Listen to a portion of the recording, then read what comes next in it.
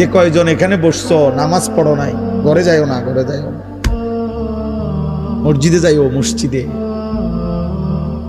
মালিকের সেজদা দিয়ে যাইও।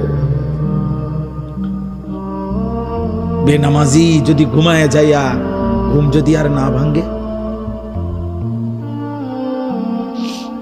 রাত যদি আর ভোর না হয়, তার কত বাচ্চা তো রাতে মায়ের বুকে ঘুমাইছিল, রাতে উড়ে গেছে। তিনের কত বাচ্চা তো রাত্রি ঘুমাইছিল আর জাগে নাই, আর তো ঘুম ভাঙ্গে নাই। মাত্র 2 বছরে ৭৫,০০০-এর চাইতে বেশি ইমানদার মুসলমান শাহাদাতের খুন পেশ করছে।